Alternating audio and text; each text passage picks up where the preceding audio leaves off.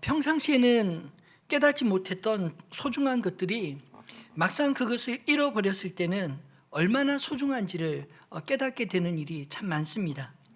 대표적인 것이 건강 아닐까요? 건강할 때는 우리가 자유롭게 숨을 쉬고 자유롭게 걸을 수 있고 자유롭게 먹고 보고 듣고 잡을 수 있는 것에 특별하게 감사하지 않습니다. 너무나 당연하듯이 오히려 내가 가지지 못한 것 때문에 좌절하고 낙심하고 분노하지 않나요?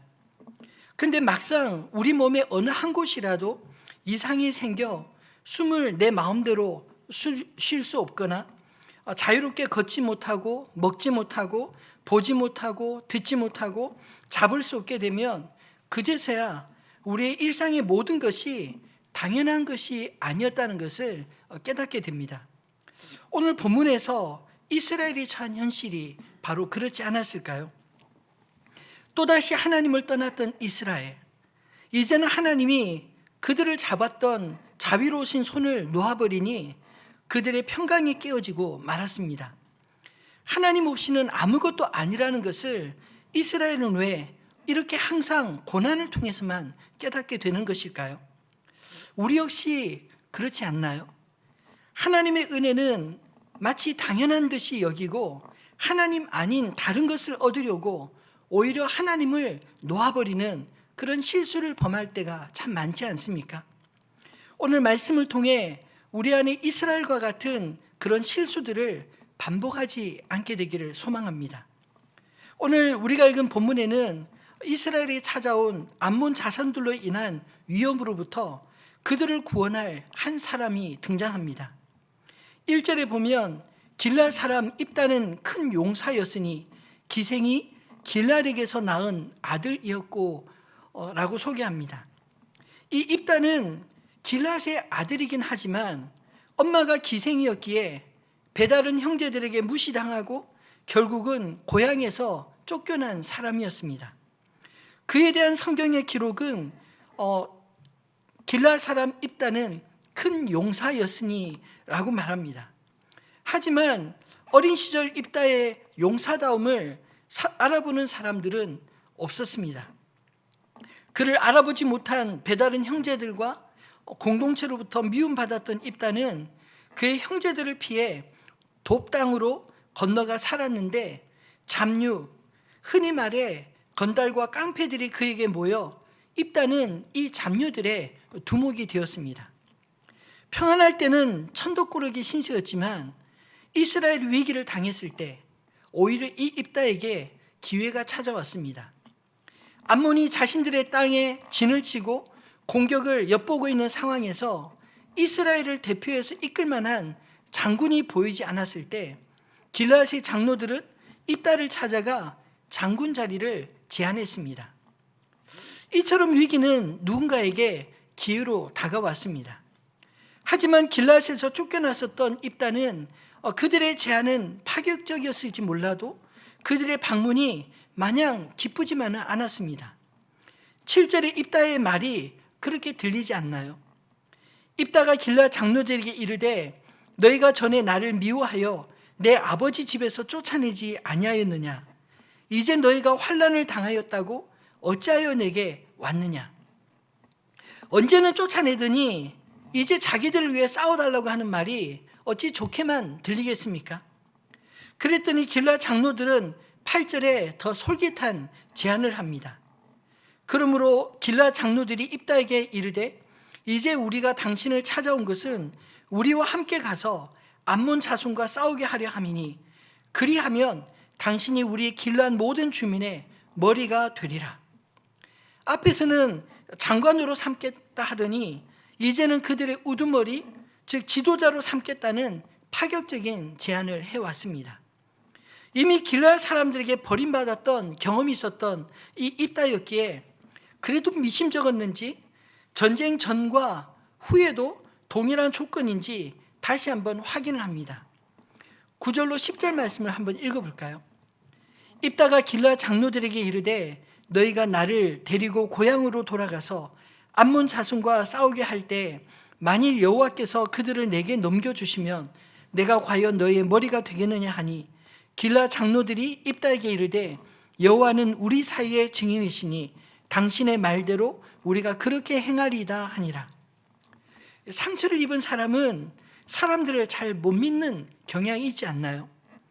입다를 향한 장로들의 약속을 받고 길르앗의 머리와 장관이 된 이후에 입다는 미스바로 가서 여호와의 이름으로 공증까지 받았습니다.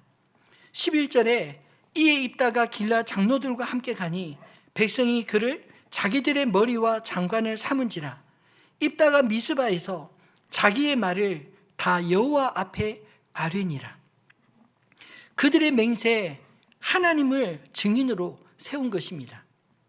오늘 본문의 이 사사 입다의 이야기는 사실 입다라는 인물됨과 그가 어떻게 길르앗의 장관과 머리가 되었는가 이 이야기를 다루지만 사실 좀 더 깊이 들어가 보면 실패한 자들에게 베푸시는 하나님의 은혜가 잘 드러난 그런 말씀이라 생각합니다.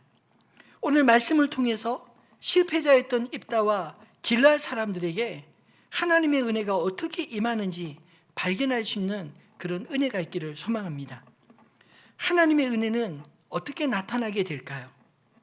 첫 번째로 신분의 회복으로 나타나고 있습니다.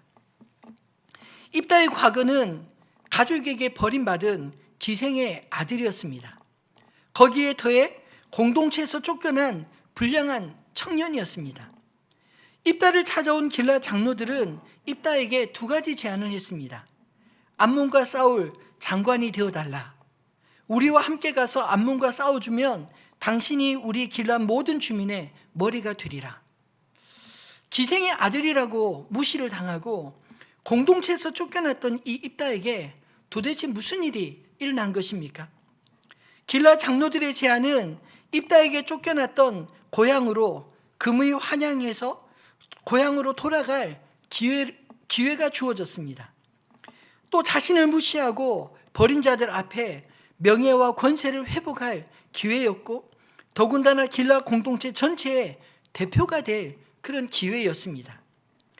입다에게 찾아온 이 기회는 하나님을 떠난 이스라엘에게 찾아온 위기 때문에 찾아온 것입니다. 그렇다면 이스라엘의 위기는 무엇이었습니까?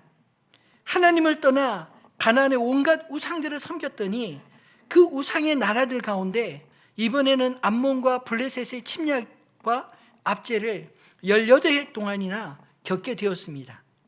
하나님의 백성이 하나님의 백성답게 살지 못하고 하나님을 떠났을 때 어느 순간 당연한 줄 알았던 모든 것이 당연하지 않게 되어버린 것입니다.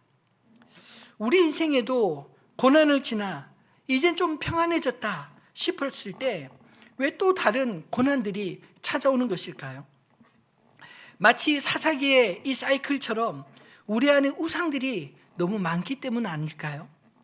하나가 해결되면 또 다른 우상들 때문에 위기가 반복되는 것이 우리가 지난주에 살펴보았던 말씀에 잘 드러나 있지 않습니까? 이스라엘이 암몬 자손들의 압제로부터 구원해 주시기를 여호와께 구했을 때 하나님은 그들에게 들려주신 응답이 놀랍게도 차가웠습니다. 사사기 10장 13절로 14절 말씀을 보면 이스라엘에게 찾아온 위기에 대해 하나님이 이렇게 차갑게 말씀하셨습니다. 다시 한번 같이 읽어볼까요?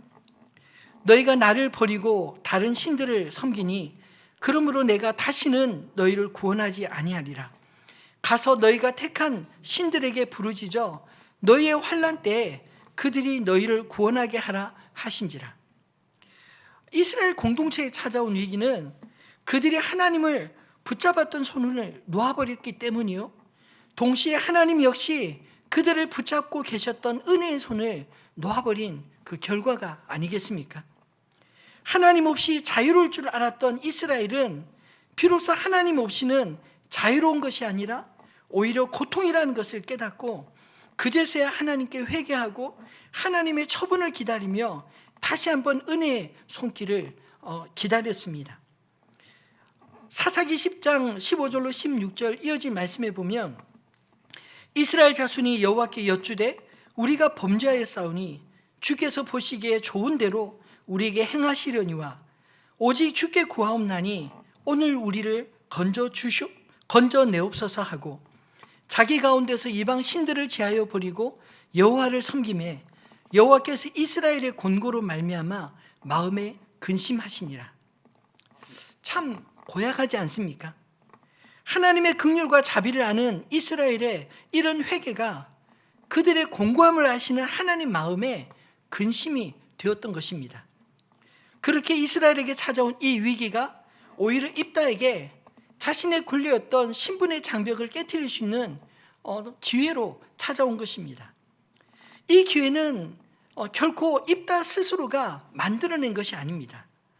이스라엘 턱 및 길라까지 찾아와 진을 치고 있었던 암몬과의 전쟁 위기 덕분에 갑자기 찾아온 것입니다. 이스라엘의 부르짖음과 회개를 보시고 하나님께서 마음에 근심하는 동안 길라앗의 장로들은 입다를 찾아가 그에게 기회가 주어진 것입니다. 어떤 의미에서 이건 역시 입다에게 허락하신 하나님의 은혜 아니었을까요? 하나님의 은혜는 신분에 갇히지 않습니다. 사람들이 만든 신분 제도가 하나님의 은혜를 제한할 수 없습니다. 입다를 향한 하나님의 평가는 1절 말씀에서 기드온을 처음 만났던 천사가 그에게 붙여준 칭호와 같이 큰 용사였습니다. 하나님은 입다를 기생의 아들로 보시지 않은 것입니다. 유일하게 우리를 있는 그대로 보시는 분이 계십니다. 그분이 바로 우리를 지으신 하나님이십니다. 하나님만이 나의 가치를 정확히 아시고 내가 물러서야 할 때와 나서야 할 때를 정하십니다. 나를 가장 잘 아시는 하나님이 베푸신 은혜, 아니면 어떻게 이 입다의 기회를 설명할 수 있을까요? 가족들로부터 버림받고 공동체로부터도 쫓겨났던 입다에게 길라 장로들이 찾아와 제안한 것은 장관과 머리로 일컫는 그런 자리가 아니라 바로 입다의 잃어버렸던 신분의 회복 아니었을까요? 자신이 태어나고 자랐던 길라 가족으로부터의 회복이요, 자신을 버렸던 가족을 지킬 수 있는 기회였습니다. 입다에게 찾아온 이 기회처럼 우리 인생의 불행을 기회로 바꾸는, 하나님을 믿는 믿음으로 과거의 상처에 머물지 않고 오히려 상처를 극복할 수 있는 저와 여러분 되시기를 주님의 이름으로 축원합니다. 두 번째로 하나님의 은혜는 행실의 회복으로 나타납니다. 버림받은 입다가 찾아간 곳은 자신들과 비슷한 처지의 사람들이 모이는 땅, 돕이었습니다. 근데 흥미롭게도 이 돕이라는 지명은 히브리어로 좋은, 선한이라는 뜻의 형용사 토브에서 나오는 단어입니다. 이 돕은 요단 동쪽에 있는 길앗 산지 북쪽에 위치하여 물이 많고 땅이 기름진 지역이었습니다. 출신이 비천한 입다는 자기 고향에서 살지 못하고 이방인 땅 돕으로 피신해서 그곳에서 새롭게 정착하게 되었습니다. 하나님은 버림받아 쫓겨난 자들에게도 반드시 새로운 정착지를 주시는 분이십니다. 사라에게 쫓겨난 하갈과 이스마엘도 바란 광야에 거하며 큰 민족을 이루게 하지 않았습니까? 이것은 소외된 자들과 함께 하시며 소망 주시는 하나님의 자비로우심을 성경은 말씀하고 있는 게 아닐까요?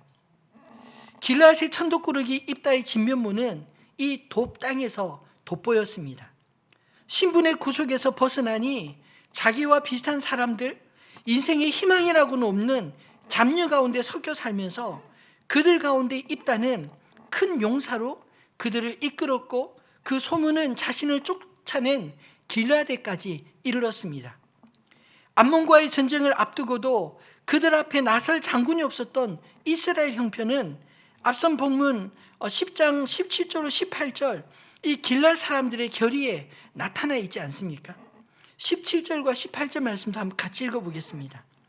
그때 암몬 자손이 모여서 길라앗에 진을 쳤으므로 이스라엘 자손도 모여서 미스바에 진을 치고 길라앗 백성과 방백들이 서로 이르되 누가 먼저 나가서 암몬 자손과 싸움을 시작하랴 그가 길라앗 모든 주민의 머리가 되리라 하니라. 그렇게 자신들 앞에 나설 용사를 찾았지만 어느 누구도 길앗의 머리가 되고자 나서는 이가 없었습니다. 왜일까요? 망해가는 나라에 누가 머리로 자처하겠습니까? 말이 지도자이지 전쟁터로 나가 제일 먼저 죽을 확률을 의미하는 게 아닐까요? 길앗 장로들은 자신들을 위해 싸워줄 용사를 찾던 중에 길앗이 기생에서 낳은 아들, 자신들이 쫓아냈던 입다가 잡류의 두목으로 있다는 소식을 듣고 이 돕당까지 입다를 찾아갔습니다. 길앗에도 사람들이 많았을 텐데 왜 굳이 길앗에서 쫓아낸 입다를 장로들이 찾아가 그를 머리로 삼으려 했을까요? 옛날 전쟁은 이 동양에서 삼국지를 보면 이 장수들이 대표로 싸우는 장면이 많이 나오듯이 성경에서도 이 다윗과 골리앗의 싸움과 같이 장수들의 싸움이 전세를 갈랐기 때문입니다. 그래서 군사의 숫자도 중요하지만 전쟁의 경험과 리더십이 있는 큰 용사가 더 중요한 시대에 길앗 사람들이 기댈 사람이 입다밖에 없었기 때문 아니었을까요? 그래서 염치불구하고 길앗 장로들이 돕당에까지 찾아간 것입니다. 입다의 입장에서도 잡류의 머리로 남느냐 아니면 길앗의 머리가 되느냐의 이 문제는 입다에게 실리를 택할 것이냐 아니면 명분을 택할 것이냐 이런 고민이 아니었을까요? 길앗의 머리가 되는 것은 잡류의 머리가 되는 것보다 위험한 일이었습니다. 대표로 먼저 죽을 수도 있는 싸움을 시작해야 하기 때문입니다. 더군다나 자기를 쫓아낸 사람들을 위해 싸우라는 요구 아닌가요? 그들을 위해 목숨을 걸고 싸울 것이냐 아니면 자신이 돕에서 일군 그 기업에 만족하고 키워갈 것이냐 이런 문제였을 것입니다. 비록 잡류였지만 입다 편에서는 그들이 훨씬 상대하기 편한 사람들, 단순히 힘과 능력으로 인정받는 곳이었기에 신분을 따져 자신을 쫓아낸 고향보다 돕에 남아있는 것이 훨씬 편하지 않았을까요? 근데 입다와 길앗 장로들과의 이야기를 묵상해 보니 입다의 마음에는 단지 자신의 입신과 고향으로 귀향만 들어있지 않았습니다. 뒤에 암몬 왕과의 대화를 살펴보면 입다 안에 여호와 하나님에 대한 믿음과 약속의 땅이 그의 마음에 남아 있었기 때문입니다. 입다는 잡류와 섞여 살고는 있었지만 그의 피는 여전히 하나님의 백성이었습니다. 그래서 자신과 함께 할 자를 정하는 순간 입다는 망설임 없이 잡류의 머리가 되기보다 길앗의 머리가 되는 것을 선택했습니다. 아무런 희망 없이 남의 것을 약탈하던 데 사용하던 자신의 재능을 하나님의 백성을 구원하는 데 사용하기로 마음을 바꾼 것입니다. 만약 입다가 자신의 실리만을 쫓는 사람이었다면 죽을지도 모르는 전쟁터에 뛰어들지 않았을 것입니다. 더군다나 자신을 멸시하고 쫓아낸 사람들을 위해 싸우려 하지 않았을 것입니다. 여호와 하나님보다 눈앞의 이익을 추구하지 않았겠습니까? 그러나 이 모든 변화는 결국 입다의 마음을 주장하시는 하나님과 하나님의 언약이 있었기 때문에 가능했던 게 아닐까요? 비록 우리 안에 과거에 대한 상처가 있다 할지라도, 비록 이전에 실수와 잘못이 있었다 할지라도 고난 속에서 깨닫고 마음을 돌이켜 우리 주님을 바라볼 수 있게 되기를 소망합니다. 우리의 마음에 가득한 우상을 버리고 하나님을 붙잡기 시작할 때 비로소 하나님의 평강과 소망의 찾아옴을 기억하시기 바랍니다. 여러분 마음에는 무엇이 있나요? 하나님 아닌 하나님을 대신한 우상들을 내어 버리시기 바랍니다. 마음에 무엇이 있느냐 하는 것이 결국 우리의 행동으로 나타나지 않겠습니까? 그러므로 하나님과 우상 사이에서, 이스라엘과 잡류 사이에서 선택해야 한다면 여러분 무엇을 선택하시겠습니까? 바라기는 비록 이전에 실패했을지라도 다시 실패하지 않도록 하나님 앞에 우리의 마음을 굳게 지키고 믿음의 선택을 하여 행함 있는 믿음의 사람들 다 되시기를 주님의 이름으로 축원합니다. 말씀을 맺겠습니다. 하나님의 은혜는 실패한 자들에게도 임하시는 것을 기억하시기 바랍니다. 한 번의 실패로 낙심하지 말고 오뚜기처럼 하나님을 향해 하나님을 믿음으로 넘어져도 다시 일어서기를 바랍니다. 오늘 이야기의 핵심은 입다의 발견이 아닙니다. 자신이 선택할 수 없는 부모와 형제들로부터 버림받은 상처로 살아가는 입다. 그를 이스라엘을 구원할 사사로 부르신 하나님의 이야기 아닐까요? 겉으로 보기에는 길라 사람들에 의해 세워진 사사처럼 보이지만 입다는 자신이 나서는 것도 여호와께 구하였고 전쟁의 승패도 여호와께 달려있는 것을 알았습니다. 그리고 전쟁을 앞두고 29절에는 친히 여호와의 영이 입다를 이끌고 갔다라고 기록하고 있습니다. 이 입다의 발견은 길라 사람들이 아닌 여호와께서 이스라엘의 부르짖음과 회개에 대한 응답 아니었을까요? 하나님은 큰 용사로 택하신 자를 반드시 큰 용사로 쓰임받게 하시는 분이십니다. 하나님 앞에 허물 없는 자가 누구이며 세상에서 상처받지 않은 자가 어디 있겠습니까? 자기의 상처와 허물만을 핑계하며 주저앉는 인생이 되지 마시고 하나님이 주시는 사인이 있을 때 빨리 깨닫고 하나님 앞에 다시 일어서는 사람 되시기를 진심으로 소망합니다. 그리고 본문에서 간과할 수 없는 것은 길라 장로들로 대표되는 이스라엘의 실패를 회복하시는 하나님의 은혜, 우리가 깨달아야 하지 않을까요? 10장에 보면 이스라엘 회개와 동시에 사사 입다의 이야기가 등장하는 것은 입다가 회개한 이스라엘을 구원할 하나님의 사사라는 것입니다. 오늘 이야기는 입다에게만 포커스가 맞춰져 있지 않습니다. 자신들을 쫓아낸 입다를 찾아가서 머리를 숙이는 길라 장로들의 용기 있는 결단은 회개한 자들에게서 나올 수 있는 겸손 아닐까요? 그들은 입다만 의지한 것이 아니라 자신들과 함께 싸워줄 용사를 구했습니다. 8절 말씀 다시 한번 읽어볼까요?